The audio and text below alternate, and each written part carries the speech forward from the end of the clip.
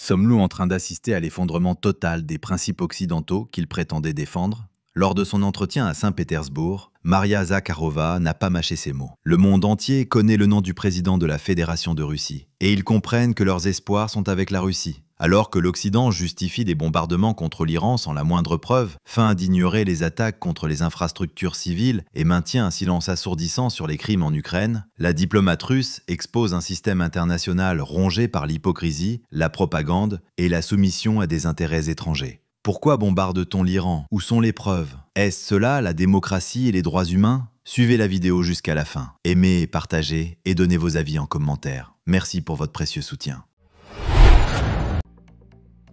Bonjour à tous, je suis Rick Sanchez et nous vous parlons en direct depuis l'une des plus belles villes du monde entier. C'est une journée d'été, comme vous pouvez le voir derrière moi ici à Saint-Pétersbourg. C'est l'un des forums économiques les plus importants au monde. Il s'appelle le Forum économique de Saint-Pétersbourg, Forum économique international pour être précis, et il y a environ 170 personnes ici. Il y a des ministres des Affaires étrangères, des ministres de l'économie, des hommes et des femmes de l'industrie, des chefs d'État, tous ici pour discuter des économies de leurs pays respectifs, alors que le monde évolue. Parce que, évidemment, beaucoup d'entre nous savent maintenant que le monde n'est plus dirigé par une seule faction, mais plutôt par ce qu'on appelle souvent le Sud global. Ce sont principalement ces personnes qui sont représentées ici aujourd'hui. C'est un événement très important, un événement d'actualité majeure, et nous allons parler à beaucoup de ces faiseurs d'actualité, y compris Maria Zakharova, qui est la directrice de l'information pour le ministre des Affaires étrangères de Russie. De loin l'une des voix les plus importantes, la voix du ministre des Affaires étrangères de Russie. Elle va donc nous rejoindre ici dans un petit moment. Beaucoup de sujets abordés, ainsi que l'actualité qui se déroule dans le monde entier. C'est l'effet Sanchez. Allons-y.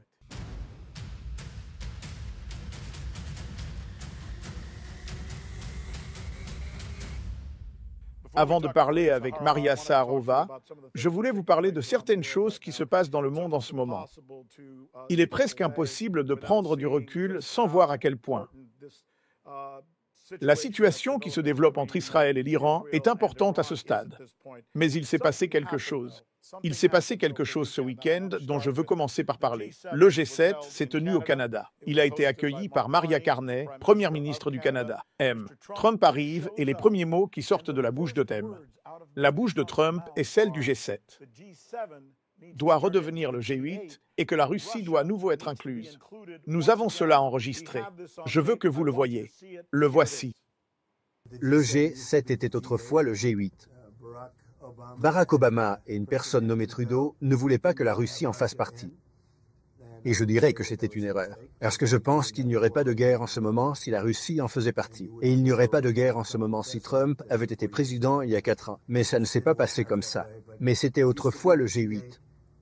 Et maintenant, je crois, c'était il y a 9 ans, 8 ans, que ça a changé. Ils ont exclu la Russie, ce que j'ai affirmé être une très grosse erreur, même si je n'étais pas en politique et que je l'ai dit haut et fort. C'était une erreur dans le sens où vous passez tellement de temps à parler de la Russie. Et il n'est plus à la table. Donc ça complique les choses, mais il n'y aurait pas eu la guerre. Il dit, vous passez votre temps à parler de la Russie. Pourquoi ne pas les avoir à table? Si vous allez parler d'eux, pourquoi ne pas leur parler directement? C'est le point qu'il soulève. Et comment cela a-t-il été reçu? Comme un ballon de plomb. En fait, alors qu'il répondait aux questions des journalistes à propos de ces déclarations qu'il avait faites, certains des autres chefs d'État étaient apparemment déconcertés, frustrés, en colère. Maria Carney a mis fin à la discussion et a interrompu. Monsieur Trump est parti. Je crois, général, que nous avons cette vidéo. Je veux vous la montrer. Voici Donald Trump montant dans un hélicoptère et s'envolant avant même la fin officielle du G7. Pendant que Trump soutient qu'il faudrait peut-être transformer cela en G8, qu'on devrait peut-être tout simplement inclure la Russie et la Chine, en fait. Je pense que ce qu'il veut dire, c'est que si vous allez parler de ces pays, pourquoi ne pas leur parler directement en même temps? Eh bien, encore une fois, cela n'a pas été bien accueilli. par certains de ses dirigeants. L'une des personnes pour qui cela n'est pas bien passé, c'est Starmer, évidemment le Premier ministre du Royaume-Uni, qui était. Voici une autre vidéo que je veux vous montrer. Voici Starmer interrogé par un journaliste de la BBC sur son implication potentielle ou celle de son pays en Iran. Et le journaliste soulève ici un point très important, car tant de citoyens britanniques ont été touchés par la guerre en Ukraine. En fait, regardez, une baisse de 4% des salaires depuis la guerre en Ukraine au Royaume-Uni et une augmentation de 11% de l'inflation. Donc, les citoyens britanniques paient les décisions que leurs dirigeants ont prises en Ukraine. Donc, ce journaliste demande à Starmer: êtes-vous inquiet que cela soit à nouveau une punition pour les citoyens britanniques? Voici ce qu'il répond. À quel point êtes-vous inquiet de l'impact économique du conflit sur les factures des gens au pays? Eh bien, je suis toujours particulièrement préoccupé, en particulier par l'impact des questions internationales sur les gens chez nous. Un choc. Eh bien, vous avez vu avec l'Ukraine l'impact direct que cela a eu sur les factures d'énergie et sur le coût de la vie. De la même manière, avec ce conflit entre Israël et l'Iran, en période de tension mondiale, il y aura toujours un impact. Au niveau national, on voit l'effet que cela a sur l'économie, en particulier sur les prix. Vous craignez des répercussions? Eh bien, bien sûr que oui. Je ne veux pas que cela ait un impact sur la vie des gens au Royaume-Uni. Mon rôle, c'est de protéger, sécuriser et atténuer ce risque pour tous ceux qui regardent ceci, pour tout le monde au Royaume-Uni. Vous savez, ce que j'ai trouvé fascinant dans ce commentaire, et peut-être que vous aussi, c'est qu'il admet. Il a donné l'information de lui-même en disant: regardez, vous savez, notre implication dans la guerre en Ukraine a conduit les gens au Royaume-Uni à devoir en payer le prix à cause de leur économie et de leurs conditions de vie. Il l'admet. Et puis, on pourrait penser, et peut-être que c'est juste mon observation, on pourrait penser qu'en tant que chef d'État du Royaume-Uni, il dirait: la chose la plus importante pour moi, c'est le bien-être de mes citoyens. Mais au lieu de cela, il dit: eh bien, vous savez, si les citoyens doivent souffrir un peu à cause de ces décisions que nous avons prises, alors tant pis. Même si, il faut se demander, qu'est-ce que l'Iran a jamais fait au Royaume-Uni? Je comprends la friction entre l'Iran et Israël, mais le Royaume-Uni? Et enfin, la même situation se produit aux États-Unis, d'ailleurs. Et je veux que vous le sachiez. C'est un argument que beaucoup de gens avancent du point de vue MAGA et qui critiquent même à tout. Parce qu'ils pensent qu'ils se laissent entraîner par ces gens qui veulent essentiellement qu'ils créent un autre Irak, mais cette fois en Iran. Écoutez cette conversation. C'est Tucker Carlson que, vous savez, je connais bien, en train de parler avec Ted Cruz de la question: pourquoi voudriez-vous aller en Irak? Puis lui demande: parlez-moi un peu, de l'Iran, parlez-moi un peu de l'Iran, parlez-moi de la population de l'Iran, parlez-moi de la démographie de l'Iran. Regardez ça. C'est surprenant. Combien de personnes en Iran? Je ne connais pas la population. Je ne sais pas. Vous savez la population à renverser? Je ne mémorise pas les tableaux de population. Ethnie de l'Iran? Ce sont des Perses et majoritairement chiites. Bon, c'est mignon. Vous ne savez rien sur l'Iran. D'accord. Je ne suis pas l'expert de Tucker Carlson sur l'Iran. Vous êtes un sénateur qui appelle au renversement du gouvernement et vous ne savez rien sur le pays.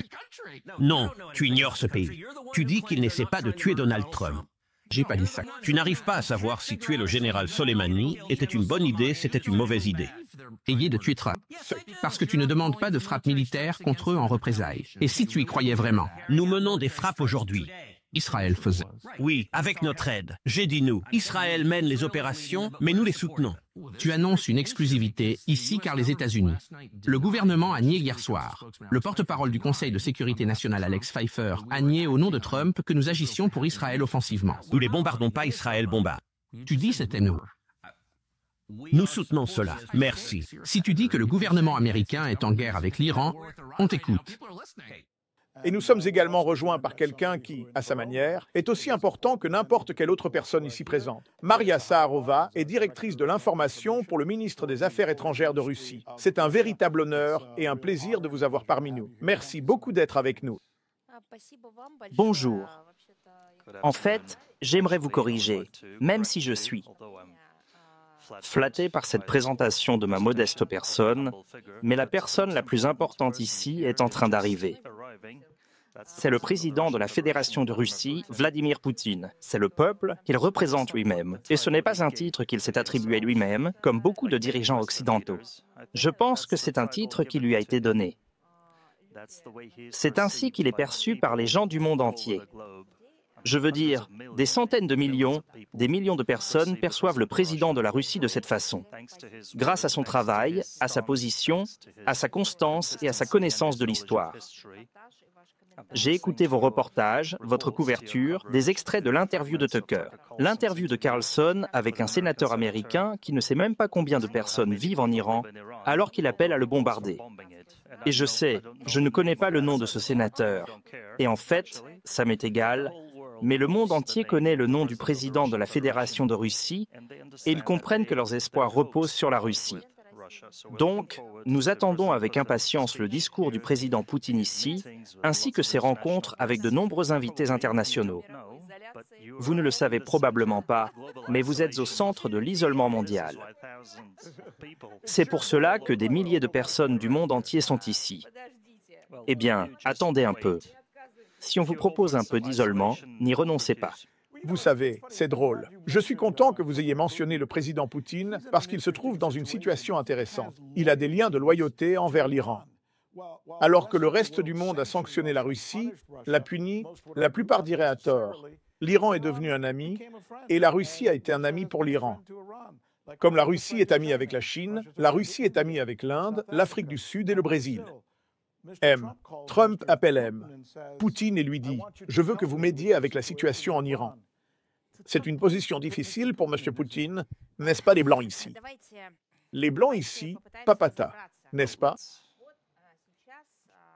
Bon, analysons la situation.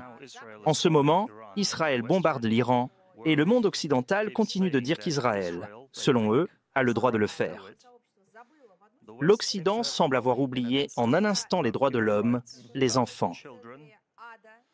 Évidemment, en plein enfer, la communauté occidentale semble avoir oublié les journalistes qui sont censés être protégés.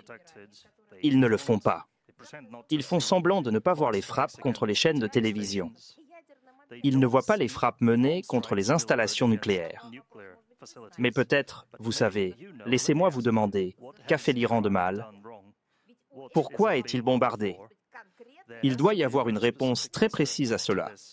Question très précise, évidemment, parce que lorsque vous garez mal votre voiture à Manhattan, par exemple, le policier arrive, vous met une amende. Il prend des photos. Et lorsque vous passez au tribunal, on vous montre ce que vous avez fait de mal et vous pouvez faire appel. L'Iran, en ce moment précis, l'Iran subit chaque jour des frappes aériennes et y répond systématiquement. Alors pourquoi, dans ce contexte, est-il encore bombardé? Si l'on parle des droits de l'homme, il y a des experts sur place qui disent qu'ils n'ont pas constaté de violations là-bas. Israël dit qu'il n'aime pas le régime en Iran, le régime politique. Puis-je vous poser une question? Y avait-il différents régimes? Il y a eu différents régimes en Iran et les gens ne les aimaient pas non plus. Mais le plus important, si l'on parle de pays civilisés, est de la démocratie et les relations internationales.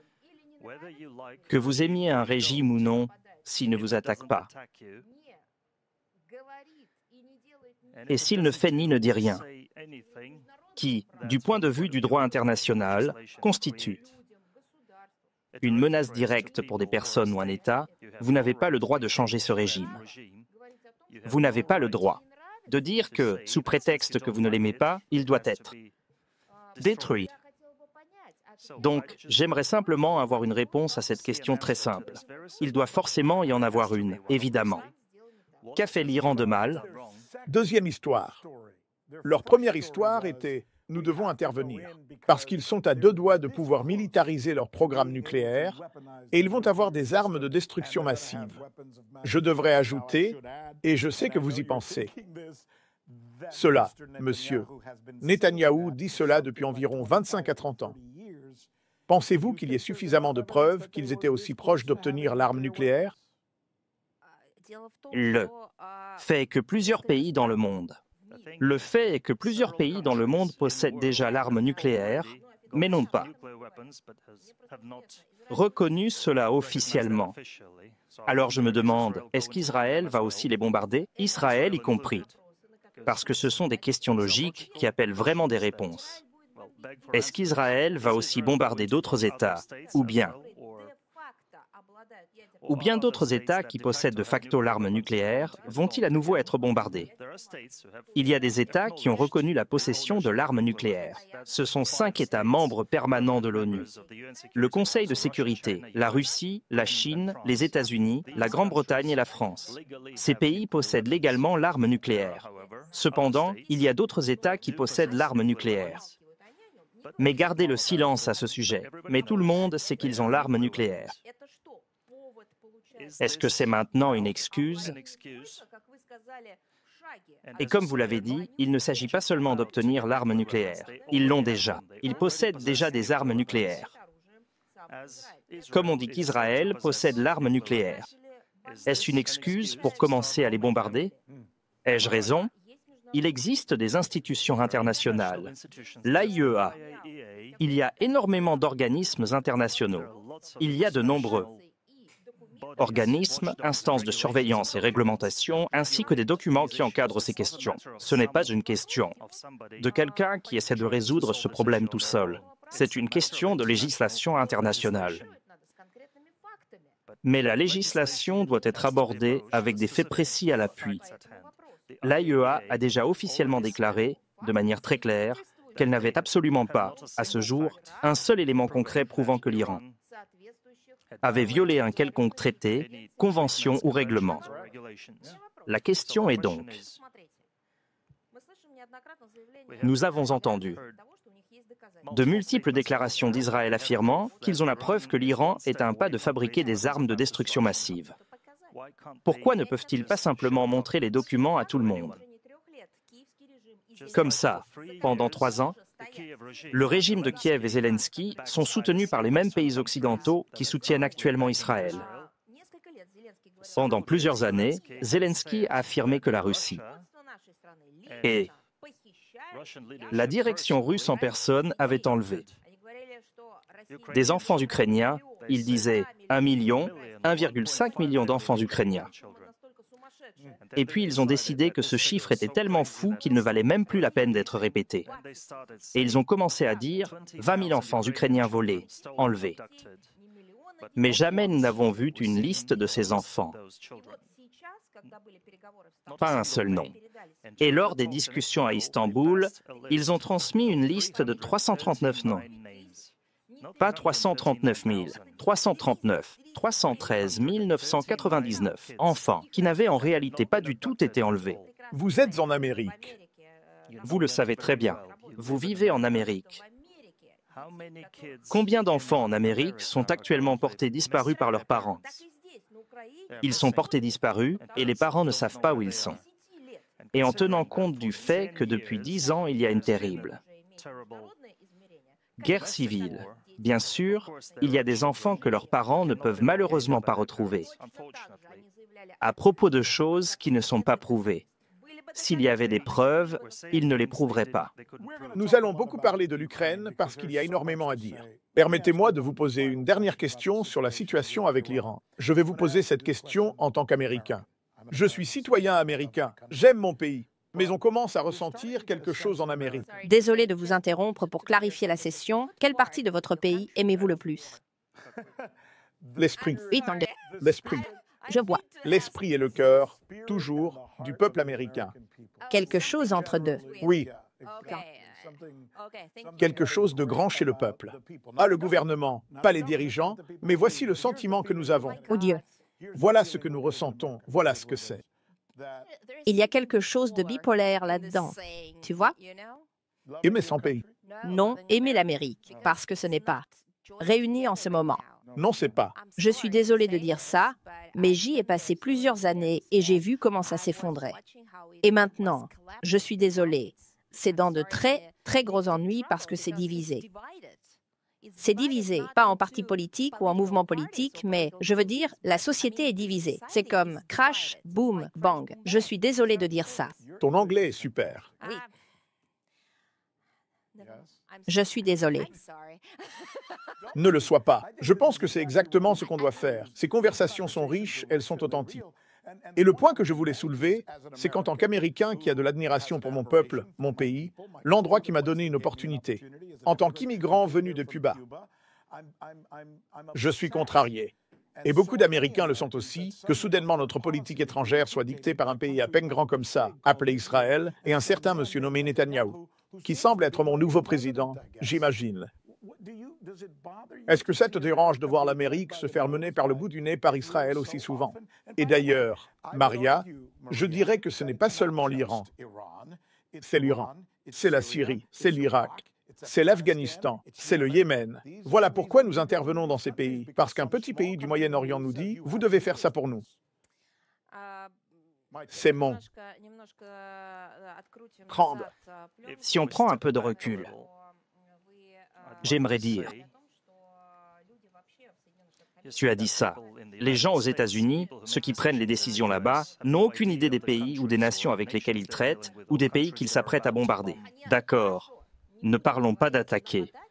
Bon, ne disons pas attaquer, mais qu'ils s'apprêtent à libérer. Laisse-moi te donner des exemples précis.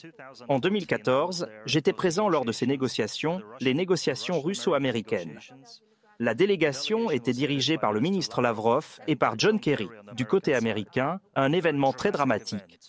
Un régime est en train de changer en Ukraine. Le régime légal est évincé. Avec Nuland, la secrétaire d'État adjointe, distribuant des cookies ou je ne sais quoi aux manifestants. Le ministre des Affaires étrangères d'Allemagne, de France, de Pologne, des États baltes exige que la foule, le peuple, renverse le gouvernement. C'était de la folie, du chaos et un effondrement. Et c'est dans ce contexte que les négociations ont lieu. Il y a M, Kerry assis là, en train de lire des documents. Et le ministre Lavrov essaie de lui dire de ne pas se concentrer uniquement sur les papiers, mais d'écouter les faits qui se déroulent sur le terrain, qui se passent réellement en ce moment. Alors il lui parle de l'histoire de l'Ukraine, il commence à lui expliquer ce qui s'y passe, qui sont les Ukrainiens, qui sont les Russes, et ce qu'est la Russe de Kiev. Donc, poursuivons. 6 mois se sont écoulés, 6 mois passent, et c'est suffisant pour que le régime en Ukraine soit renversé. La Crimée rejoint la Russie par voie de référendum. Et des tirs éclatent. Le régime de Kiev tire sur la population du Donbass et y envoie des chars. Il y a une nouvelle série de discussions avec Kerry. Et alors, Sergueï, et qu'est-ce que Kerry dit? Il dit, Sergueï, en s'adressant au ministre Lavrov, maintenant j'en sais beaucoup plus sur l'Ukraine. Il y a 6 mois. Qu'est-ce qui t'empêche d'y penser? Tout de suite, pourquoi ne pas lire un livre, regarder un film sur ce que tu fais? Ce n'est pas parce que cela ne fait pas honneur aux personnes occupant de si hautes fonctions d'être aussi peu qualifiées. Je ne parle pas de Kerry en ce moment. Parce que cela concerne la vie des gens. Et toi et ta famille pourriez vous retrouver dans une situation similaire. Tu peux avoir plein d'argent, tu peux occuper un poste très élevé, tu peux vivre où tu veux. Mais la vie peut prendre un virage très brutal. Tu t'es énervé contre moi tout à l'heure. Alors peut-être que je vais te le rendre maintenant. Tu es prête? Peut-être. Et je sais ce que tu veux dire, et tu as absolument raison, Maria. Les États-Unis et l'OTAN faisaient des exercices militaires en mer Noire devant les Russes qui emmenaient simplement leur famille se baigner à la plage. Ils militarisaient l'Ukraine. Ils ont organisé un coup d'État pour changer de régime. Ils ont fait beaucoup de choses horribles, affreuses, que personne dans le monde ne connaît vraiment, alors qu'ils devraient le savoir. Tu t'es déjà posé la question? Peut-être. Et je sais que c'est ton travail et que tu le fais très bien. Mais pourquoi n'as-tu pas réussi à convaincre le reste du monde? Regardez ce qu'ils font, bien sûr qu'on doit réagir. Tu t'es déjà demandé si, peut-être, la stratégie, le plan de jeu pour toi et pour la Russie ne devrait pas changer afin que plus de gens voient la vérité? Eh bien, allons-y. Jolie de demander. Non, ça me plaît. Les questions difficiles, tu sais? Oui. Mais laisse-moi te retourner la question. La réponse est très simple, parce que les médias mondiaux, voilà. Eux sont occupés. C'est aussi simple que ça. Ils sont contrôlés par ceux qui ont beaucoup d'argent et beaucoup d'influence politique. Donc les grands médias américains ne sont pas objectifs, ils ne sont pas transparents, ils ne sont pas crédibles. Ils servent à relayer un agenda politique. Les médias américains emploient beaucoup de journalistes formidables, très bien formés, d'excellents professionnels. Mais, au final, ils doivent tous faire un choix. Soit ils continuent à se battre, et alors ils finissent comme Tucker Carlson, au chômage. Soit ils doivent se transformer, pour s'adapter à l'agenda qu'ils doivent suivre. Tu as évidemment lu les journaux américains. J'ai passé 3 ans à New York, et chaque jour, mon travail consistait à ouvrir les journaux. J'avais une pile de 5 journaux chaque jour. Je surveillais de près le Christian Science Monitor, entre autres. D'ailleurs, le Christian Science Monitor faisait partie des publications correctes. Et chaque jour, c'était comme une loterie. Peut-être qu'aujourd'hui, j'aurai la chance de voir au moins un article sur la Russie. Et plus tard, j'ai compris que les grands médias américains, la télévision, les journaux, la radio, poursuivent une politique que moi, personnellement, point dans les médias américains, là-bas, eux. Puis j'ai compris, après avoir vu certains documents, le script était toujours le même. Plus tard, j'ai compris, quand des documents sur l'USAID ont fait surface, que cette politique portait un nom. Le silence stratégique. Silence stratégique. En Russie, laissez-moi vous dire franchement, j'y ai travaillé de 2005 à 2008. La Russie avait 2 types d'actualités. Le premier type, c'était les faits divers criminels. La mafia russe, il a fait le coup là-bas. Des braquages, des attentats terroristes, Maria Gronde, des gens tués dans la rue. Et le deuxième type d'actualité concernait les marginaux. Comme une femme qui vivait avec 150 chats dans son appartement. Ce n'est pas moi qui les appelle marginaux. C'est ce genre de personnes que les médias américains qualifient de marginaux. Et ça. Alors qu'entre 2005 et 2008, la Russie a construit des usines, des fabriques, de nombreux musées, des théâtres. Nous avons réalisé plein de films intéressants, un très bon cinéma, avec leur tradition. Rien de tout cela n'a jamais été couvert. Il y avait 2 ou 3 nouvelles d'exposition. C'est ça la Russie, ou voilà la Russie. Il y a eu une seule bonne nouvelle dans les médias américains. C'était en 2005. Et il y a eu 2 autres articles dans la presse américaine sur des stars de l'opéra russe venues au Carnegie Hall. Et des étoiles du ballet, une représentation de ballet haut. Ballet-théâtre, en plein centre de Manhattan. C'est tout. Rien d'autre n'a jamais atteint les médias américains. Médias, aucune bonne nouvelle. Rien sur les jeunes, rien sur les personnes âgées, rien sur la nature, rien. C'est une stratégie. La Russie a essayé. Nous avons tenté d'engager des agences de relations publiques américaines. Nous avons dépensé beaucoup d'argent pour rien. Et quand nous avons demandé, vous faites le travail, pourquoi ne faites-vous pas quelque chose qui soit visible? La réponse a été, si vous ne nous aviez pas engagés, il y aurait encore plus de mauvaises nouvelles sur la Russie. Nous avons essayé. Coupable. Nous avons créé Russia Today. Nous avons lancé des médias dans toutes les langues. Ils ont été bloqués, dans le cadre d'une politique délibérée. Et pour répondre enfin à votre question, et comprendre comment les choses se passent, aurions-nous pu faire comprendre aux gens comment les choses étaient vraiment? Il y a 90 ans, aurions-nous pu faire comprendre aux Américains la réalité? Aux États-Unis, en Allemagne, en Italie, en France, à propos du phénomène monstrueux du fascisme? Non, parce qu'il y avait la propagande de Goebbels en place, qui fascinait toute l'Europe, avec des récits sur le Grand Troisième Reich. Et les États-Unis d'Amérique ne voulaient pas permettre la diffusion d'informations véridiques sur les processus en cours en Europe centrale. Et sur le territoire des États-Unis d'Amérique, il y avait des réunions, des rassemblements et des congrès de partis nazis. Et au Royaume-Uni, on saluait, en utilisant le salut nazi. Voilà la réponse. Presque un siècle s'est écoulé, mais les mêmes erreurs se répètent, toujours les mêmes. Il y a le néonazisme, émerge au cœur de l'Europe. Une cellule terroriste émerge progressivement en Ukraine et l'idéologie du nazisme pénètre, infiltre lentement l'OTAN, l'Union européenne, d'autres pays et finalement, personne. Il y a un peu de place pour l'optimisme et je vais vous dire où je vois une lueur d'espoir. Je pense que M. Trump aime généralement la Russie. Je pense que M. Trump voulait faire des affaires en tant qu'homme d'affaires en Russie en y construisant un hôtel. Je pense que M. Trump, et je l'ai entendu le dire à de nombreuses reprises, respecte le fait que la Russie compte 150 à 160 millions de consommateurs potentiels qui aiment les produits américains et qui en achèteraient si l'Amérique voulait bien faire des affaires avec la Russie.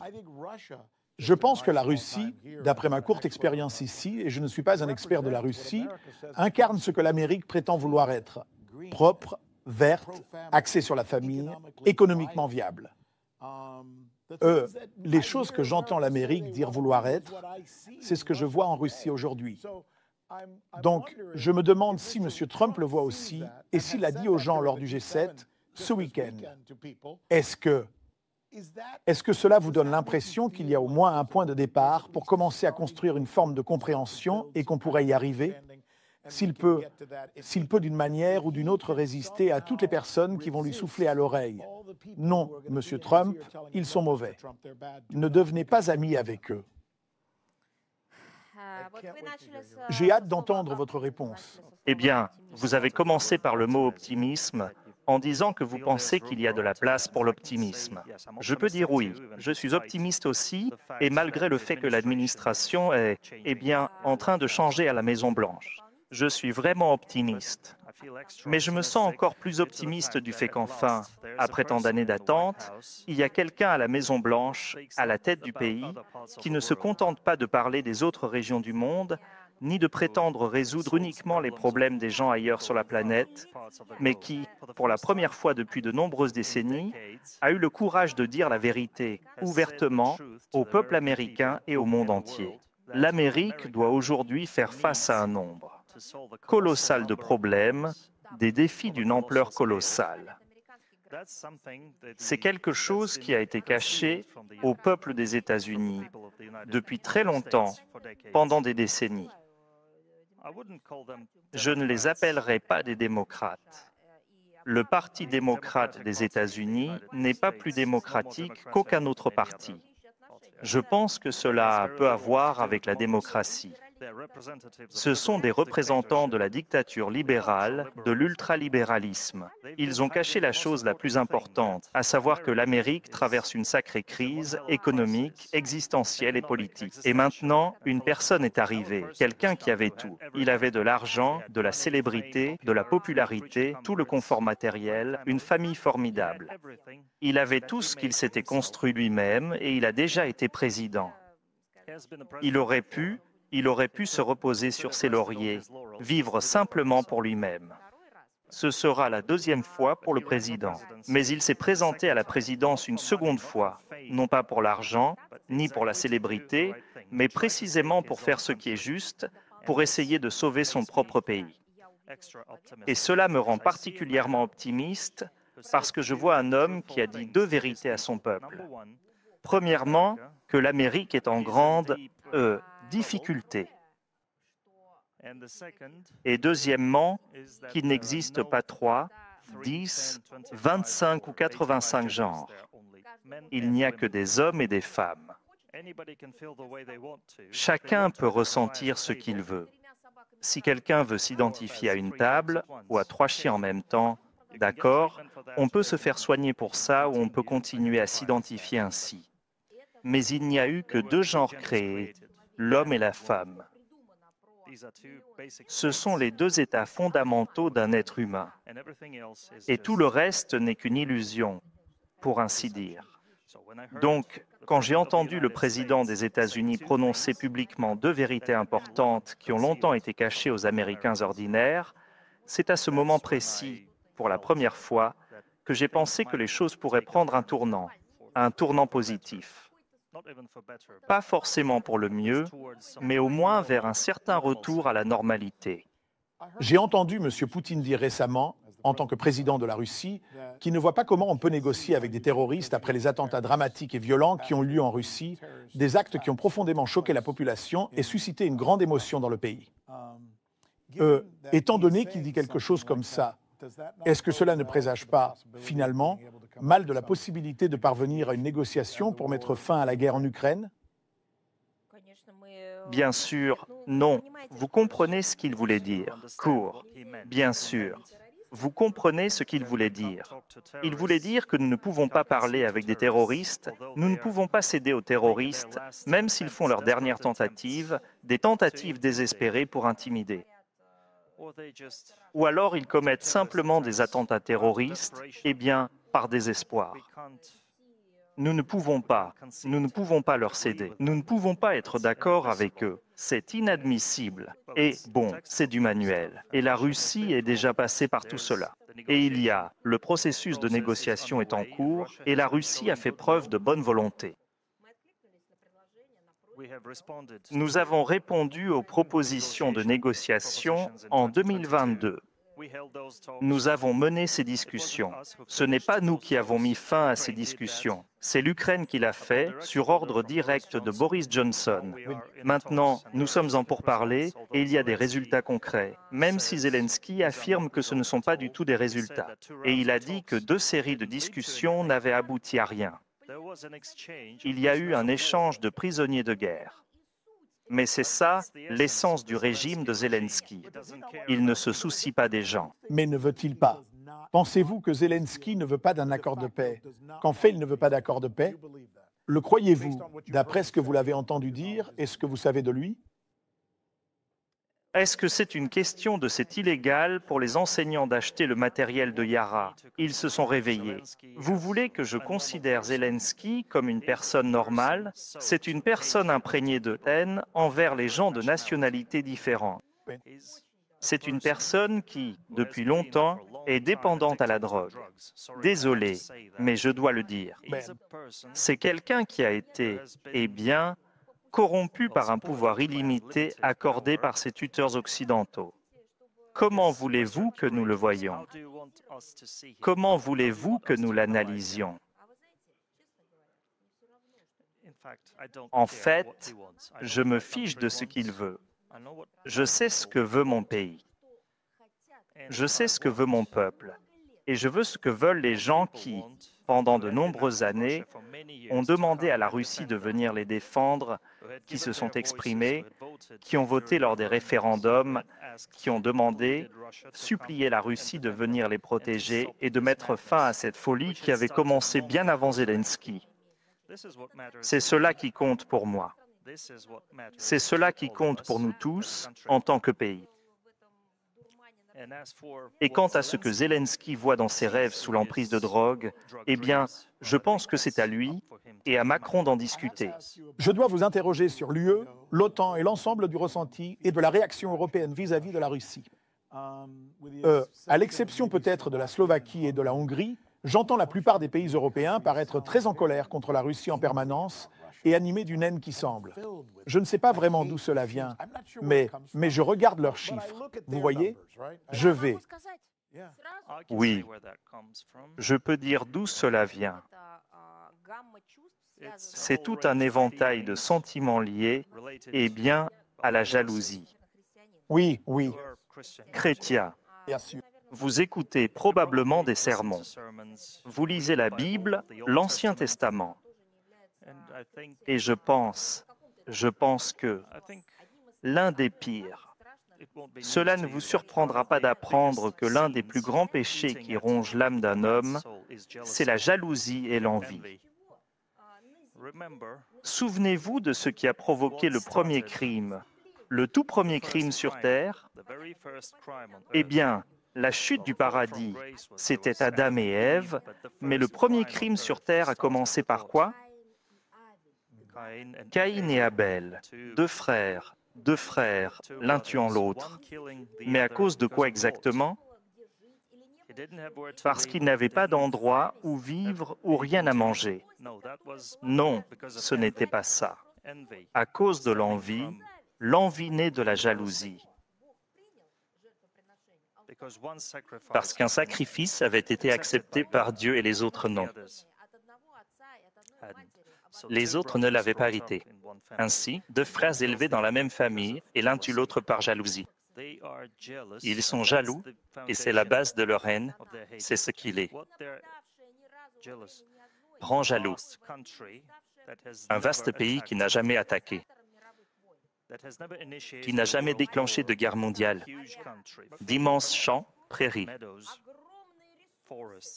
forêts, ressources immenses, tout le tableau périodique, pétrole et gaz. Et nous ne prétendons pas devenir les maîtres du monde.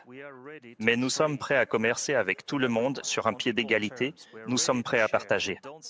Nous ne séparons pas les gens en place, en race ou selon la couleur de peau. Nous affirmons que les gens sont égaux. Nous l'avons dit lorsque nous étions l'Empire russe, nous l'avons dit lorsque nous étions l'Union soviétique. Et nous sommes chrétiens, nous avons toujours été comme ça, bien qu'il y ait des nations qui confessent l'islam et le judaïsme. Mais dans l'Empire russe, il n'y avait pas de traite des esclaves. Nous en avons aussi parlé en Union soviétique. Comment pourraient-ils pardonner cela? Nous le pardonner? Eux, ils se sont toujours battus pour les ressources. Nous avons beaucoup de ressources. Et nous ne devenons pas un empire au sens où ils l'entendent. Je suis d'accord. Quand on entend ça, surtout en sachant à quel point l'OTAN s'est rapprochée de la Russie. Quand on entend toutes ces histoires que j'entends tout le temps du Royaume-Uni, d'Allemagne, de France et de Macron, que vous, votre pays, êtes sur le point d'envahir la Pologne. Quand vous en aurez fini avec l'Ukraine, vous allez envahir la Pologne. Et ensuite, vous allez envahir tout un tas d'autres pays. Et bientôt, vous voudrez tout envahir. J'aime vraiment votre question. Pourquoi ne pouvez-vous pas faire comprendre aux gens de quel côté est la vérité? Même la fin du XVIIe début. À la fin du XVIIe. Désolé. À la fin du XVIIIe, début du XIXe siècle, dans le pays alors connu sous le nom d'Empire russe, toute l'aristocratie parlait français. Ils vénéraient tout ce qui était français, la France pour les Russes. C'était... Ils parlaient de la galomanie, une addiction à tout ce qui était français, même les lois de l'Empire russe. Fin du XVIIIe, début du XIXe siècle. À la fin du XVIIIe siècle, les lois étaient publiées en français. Vous vous rendez compte? Oui, exactement. Et puis, elles étaient traduites pour que le peuple puisse les lire. Guerre et Tolstoï. Bien sûr. Non, cette partie-là est écrite en français. Je veux dire, à l'origine. Bien sûr, nos ancêtres ont vénéré la France à une époque. Elle dominait en tant que culture. Et comment cela s'est-il terminé? Napoléon nous a attaqués. Vous imaginez que la France ne le savait pas? L'Empire russe, l'élite russe, était tellement passionnée par tout ce qui était français, la culture, la langue, l'art. Ils le savaient parfaitement. Et puis, au début du XXe siècle, nous avons une autre addiction. Nous sommes accros aux idées du marxisme qui viennent d'Allemagne. Les idées de progrès, le marxisme. Comment cela s'est-il terminé? Nous avons été attaqués par Hitler. Et enfin, vous pouvez considérer cela comme un accident. Le XXe siècle, surtout après. Les années 1980, nous avons complètement adopté la culture anglo-saxonne, la pop culture, la culture de masse. Tout le monde parle anglais. Il y a des films américains partout. Des stars de cinéma américaines viennent en Russie. Alors, qui nous frappe avec la guerre hybride? Les anglo-saxons. Donc, ce n'est pas parce qu'ils ne nous connaissent pas ou que nous sommes mauvais pour leur expliquer la véritable situation. Au moment où nous commençons à nous éloigner de nos propres racines, de notre propre histoire, de nos propres intérêts nationaux, nous sommes toujours frappé par ceux auxquels nous semblons si proches. Oui, c'est fantastique et fascinant de penser qu'il existe cette relation à long terme. Nous sommes à Saint-Pétersbourg. C'est une ville aussi européenne que je n'ai jamais vue de mes propres yeux. Oui, nous garderons l'Europe pour les Européens, pour leur avenir. Quand et si certains citoyens de pays européens, d'Europe centrale et d'Europe de l'Ouest souhaitent un jour à l'avenir en savoir plus sur leurs racines, ils pourraient venir à Saint-Pétersbourg. Oui, parce qu'ils sont en train de détruire leur culture de façon irréversible. Ça n'a aucun sens. Je dois changer un peu de sujet parce qu'il s'est passé quelque chose aujourd'hui que je trouve important. Tu sais, RT est en train de devenir l'une des voies les plus puissantes dans le monde de l'information. Et cela se passe avec des centaines de millions de personnes à travers le monde qui font confiance à RT pour une raison ou une autre qu'ils choisissent. L'un des nouveaux pays à rejoindre l'aventure est le Chili, un pays très grand et important en Amérique latine. Il se trouve que je viens d'Amérique latine, comme tu le sais. Je suis certain d'être né à Cuba, puis j'ai émigré aux États-Unis. La Russie commence à jouer un rôle important en Amérique latine. À quel point penses-tu que ce rôle est important et pourquoi est-ce nécessaire? Je suis effrayé par le fait que tu dises que la Russie commence à jouer un rôle en Amérique latine, surtout venant de toi qui es originaire de Cuba. Je suis désolé. Cuba a reçu une leçon classique de souveraineté, une leçon non seulement pour Cuba, mais pour le monde entier. Mais ils ont tenu bon, ils ont défendu la justice, et ils en sont sortis plus forts. Je voudrais simplement mentionner pourquoi, parmi tout le bloc socialiste, Cuba a été l'un des rares pays à persister, malgré le blocus américain. Ils n'avaient jamais renoncé à Dieu et le socialisme à Cuba avançait. Mais en même temps, il n'y a pas eu de tentative. Du moins, je n'ai jamais entendu parler de tentative d'abandonner la religion ou d'interdire la religion. Il existe un mot russe pour Dieu lorsqu'on parle de Dieu. Ils ne se sont pas opposés à Dieu, ils n'ont pas parlé contre Dieu. Cela n'a jamais été le cas et je pense que cela a aidé Cuba à préserver. À préserver ce qu'ils considéraient comme sacré. Je pense qu'il n'y a pas de nouveau rôle pour la Russie en Amérique latine. La Russie a toujours été présente il y a 100 ans, au XXe siècle, et aujourd'hui elle l'est encore sous différentes formes. Mais elle a toujours été là en conservant une caractéristique importante. Nous avons toujours été présents avec la paix, l'amitié, la coopération, l'entraide mutuelle. Nous n'avons jamais essayé de renverser des régimes là-bas simplement parce qu'ils ne nous plaisaient pas. Nous avons toujours soutenu leur lutte pour la souveraineté. Nous avons toujours soutenu la lutte des ethnies autochtones pour la liberté.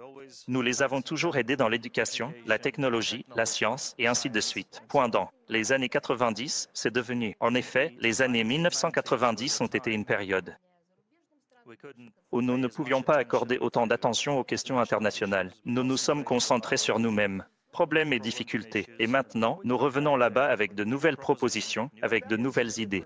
Une Russie différente. C'était la Russie de votre père qui fut l'un des meilleurs diplomates que ce pays ait eu, travaillant dans des endroits comme la Chine. La nouvelle Russie est une Russie qui me semble moins intéressée par l'idéologie et la philosophie et davantage par les affaires, davantage par des relations transactionnelles. C'est ce genre de choses que la Russie fait, non seulement en Amérique latine, mais aussi en Afrique. Est-ce que je me trompe? Oui, c'est une question de grande ampleur en effet. Eh bien, je ne comprends pas. Vous dites que la Russie se concentre moins sur l'idéologie et la philosophie et davantage sur les affaires. Bon, soyons honnêtes, nous avons essayé d'être très pragmatiques. Nous avons essayé de construire nos relations sur la base des affaires, uniquement des affaires, avec l'Europe de l'Ouest, par exemple. Comment cela s'est-il terminé? Ça s'est terminé avec le sabotage du Nord Stream. Pour ainsi dire, idéologiquement. Bien sûr, c'était... Il l'a dit lui-même. Il l'a dit lui-même. Yannick Agdan est une brute. Coupable. Et je n'oublierai jamais comment lui et Nuland ont dit qu'ils allaient détruire ce projet il y a 6 mois plus tard. Il a été détruit et nous l'avons compris. Et le monde entier aussi, que sans défendre ses propres intérêts nationaux, sans avoir une compréhension claire de ce que sont ces intérêts nationaux, vous voyez à quel point il est difficile de construire. Donc, maintenant, vous allez avoir du mal à créer une entreprise. Ainsi, en dehors des entreprises, en dehors des projets commerciaux et des transactions sur la scène internationale, la Russie a défendu les valeurs traditionnelles, qui ont été réprimées au cours des dernières décennies par le libéralisme que Biden et Macron ont prôné. Humilier les personnes qui se retournent, exterminer les identités nationales, transformer. Eh bien, les hommes et les femmes en quadrupède. Je ne dirais pas que la Russie ne fait pas de philosophie en ce moment. Je pense qu'elle fait ça, mais à un autre niveau. Point de processus mondial. Nous ne pouvons pas construire un monde multipolaire. On ne peut pas construire un monde multipolaire sans une base philosophique en dessous. Sinon, ce sera un colosse aux pieds d'argile. Donc, la base philosophique des processus internationaux, de notre propre position dans le monde, existe bel et bien. Bien sûr, notre idéologie. L'État, ici, écrit en une seule ligne. Bon, ce n'est probablement pas résumé en quelques lignes, mais la philosophie de la Russie est celle des valeurs traditionnelles. D'un côté, il y a les nôtres, mais de l'autre, il y a l'être humain universel. Il y a une compréhension très répandue de ces valeurs humaines qui sont faciles à formuler. L'amour, la coopération, l'amitié, le soutien mutuel, le respect mutuel, des choses qui semblent avoir été complètement oubliées par les dirigeants occidentaux. Vous n'entendrez pas de discours public où ils parleraient d'amitié, de vision commune, d'une vision commune du monde. C'était courant dans les années 1980, mais ce n'est plus le cas aujourd'hui. Donc, bien sûr, nous proposons des affaires, nous proposons des projets communs, l'énergie nucléaire et l'exploration spatiale. Mais nous suggérons aussi de réfléchir au monde du futur et à sa philosophie. Réfléchissons à ce à quoi la planète ressemblera dans quelques décennies. Et dans ce sens aussi, nous avons beaucoup à proposer. Vous êtes passionnés. Vous êtes fougueux. Vous y croyez. J'y crois. Non? Tant mieux pour vous. Pas de proposition. Mais je suis vraiment surpris que vous soyez venu à cette interview. Et la première chose que vous avez dite, et je devrais le partager avec ceux qui nous regardent, la première chose qu'elle a dite, c'est « Posez-moi n'importe quelle question. » Absolument. Je ne viens pas ici avec des règles. Rien que vous ou nous ne puissions demander. Je fais ce métier. D'abord, j'ai une formation à la faculté des relations internationales. Je suis aussi marié. Faites-le au cas où. Condoléances.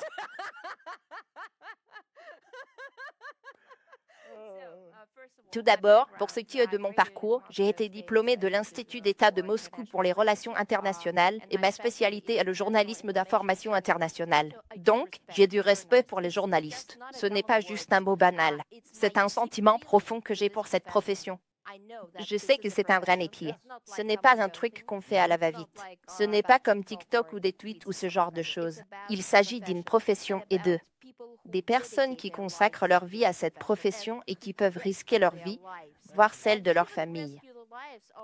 Juste pour vraiment apporter la vérité au monde, c'est mon premier pilier fondamental. Ensuite, je travaille dans ce qu'on appelle le secteur de l'information internationale depuis de nombreuses années. J'occupe le poste de porte-parole officiel du ministère des Affaires étrangères de la Russie depuis au moins 10 ans. Et j'ai reçu toutes les questions imaginables, difficiles, stupides, intelligentes, peu importe, vous pouvez tout citer. Même si ce sont des questions très sérieuses, très profondes et dites difficiles, je respecte toujours si elles sont posées de manière respectueuse, avec pour seul objectif d'obtenir la vérité et de comprendre ce qui se passe.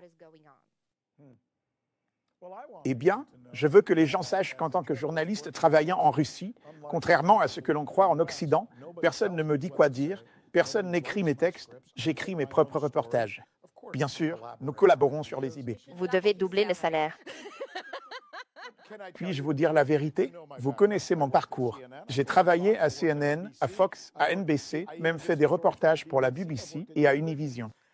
Je vais vous dire qu'en ayant travaillé dans tous ces endroits, certains ont été de bonnes expériences, mais dans l'ensemble, ils contrôlaient probablement davantage mon indépendance éditoriale que ce n'est le cas ici. Donc, ça veut dire quelque chose, je pense. Ça mérite d'être entendu. Ce n'est pas parfait. Mais c'est important, et c'est pour ça que quand je vous ai interviewé, M. Medinsky et d'autres, je demande toujours. Vous m'avez dit ce que je peux ou non vous demander. Je veux que les gens sachent que ce n'est pas vrai. Oui, parce qu'il y a une différence entre un journaliste, un correspondant ou un animateur et un perroquet. Ce sont deux choses différentes. Il ne faut pas simplement répéter quelque chose. Qu'on vous a écrit, vous soufflez à l'oreille. Il faut, vous savez, il faut traduire vos propres pensées, votre propre vision. Il faut aussi transmettre, je ne sais pas, votre émotion à ce sujet. Bien sûr, vous communiquez avec. La seule chose que je déteste dans le journalisme, enfin, dans le journalisme d'aujourd'hui, c'est ce truc d'oreillette. Quand vous parlez à un homme ou à une femme, que vous avez affaire à un être humain avec des émotions et des pensées, et qu'ils reçoivent leurs informations, non pas de leur cerveau, mais du micro, de l'oreillette ou d'un écran, et qu'ils lisent. Et ils ne réagissent pas vraiment à ce que vous dites ou leur racontez, ils réagissent juste à ce qu'ils reçoivent ici, et c'est terrible. Mais ça, ce n'est pas du journalisme, c'est plutôt, du showbiz, oui, des relations publiques, peut-être du marketing. Non, du showbiz. Oui, du show business. C'est du show business. Ils ne réfléchissent pas, ils n'analysent pas, ils se contentent de répéter un rôle. Vous voyez, ils ont un texte, oui, ils le lisent, et c'est tout. Cette conversation a été très agréable. Merci. Merci de nous avoir accordé votre temps et de nous avoir dit ce que vous pensez vraiment de tout cela. Et vous n'avez vraiment pas peur de dire ce que vous pensez, même pas un peu. Non, pas du tout. Oh là là, c'est l'effet Sanchez. Comme vous pouvez le voir, on essaie de vous le présenter brut et authentique et on essaie de vous le présenter de cette façon, pour qu'il n'y ait aucun discours d'entreprise ni aucun maître politique. C'est ce que nous faisons. Nous sommes tellement heureux que vous ayez été là pour nous. Merci beaucoup. Je suis Rick Chanty. Vous m'avez surpris avec cette question. Pourquoi devrais-je être timide? J'ai l'honneur de représenter le ministre des Affaires étrangères de la Russie, ce grand pays avec cette grande histoire, avec un grand peuple qui lutte. Et aujourd'hui, ce qui est important, ce n'est pas seulement pour eux personnellement, mais aussi pour leur famille. Et leurs proches, leurs grands-pères et grands-mères qui ont simplement donné leur vie pour que nous puissions vivre. Pourquoi devrais-je être timide? Je devrais être insistant. Je devrais bien sûr être respectueux, mais il doit y avoir de la passion là-dedans. Oui, dites à M. Lavrov, c'est à lui ensuite. Je le ferai. Maria, vous êtes un plaisir. Merci pour cette conversation merveilleuse. Merci infiniment. Je vous chercherai ici. Ceci est l'effet Sanchez, et je suis Rick Sanchez, et j'ai vraiment apprécié cette conversation. J'espère que vous aussi. On se retrouve la prochaine fois. Sommes-nous encore capables aujourd'hui de distinguer la propagande de la vérité géopolitique? Que révèle cette interview sur l'état réel du monde, sur les jeux d'alliance, sur l'usage des droits humains comme arme politique? Et surtout, pourquoi une voix comme celle de Maria Zakharova, décriée par certains, suscite tant d'intérêt dans le Sud global et au-delà? Ce que cette intervention met crûment en lumière, c'est une remise en question frontale du monopole narratif occidental. Lorsque Zakharova évoque les guerres déclenchées sans preuve, les accusations non étayées contre la Russie, les silences face aux frappes contre les civils, elle interpelle non seulement les gouvernements, mais aussi les peuples. Où sont passés vos principes? La diplomate russe ne se contente pas de dénoncer. Elle affirme que la Russie propose une autre manière de concevoir les relations internationales, fondée sur le respect mutuel, la souveraineté et les valeurs partagées. Mais au-delà de la géopolitique, cette interview soulève une autre question. Dans un monde dominé par les récits imposés, comment défendre la vérité? Comment incarner la cohérence? Comment devenir une voix qui compte? C'est ici que les leçons d'excellence apparaissent. Maria Zakharova ne se contente pas de parler avec autorité. Elle incarne une forme de maîtrise, de passion, de fidélité à sa mission qui force le respect. Elle ne parle pas pour convaincre les sceptiques. Elle parle pour ceux qui ont encore la force d'écouter, de réfléchir, d'analyser. Elle montre que dans un monde saturé de discours, la clarté, la précision et le courage sont des armes de vérité. Pour nous, cela signifie qu'être excellent dans sa vie, personnelle ou professionnelle, exige plus que des compétences. Cela demande de la vision, de la rigueur, un attachement profond à la vérité et aux valeurs que l'on défend. Cette interview nous rappelle que la véritable force n'est pas dans la domination, mais dans la constance, dans la capacité à garder le cap quand tout vacille. Elle nous enseigne que l'excellence, ce n'est pas plaire à tous, mais tenir debout quand les vents se lèvent. À vous maintenant, que pensez-vous de cette vision du monde? Êtes-vous d'accord avec ce constat? La Russie, à travers cette voie, incarne-t-elle une alternative crédible au modèle dominant? Partagez vos réflexions en commentaire. Merci d'avoir suivi la vidéo jusqu'à la fin. Aimez, partagez, commentez. Merci et à très bientôt.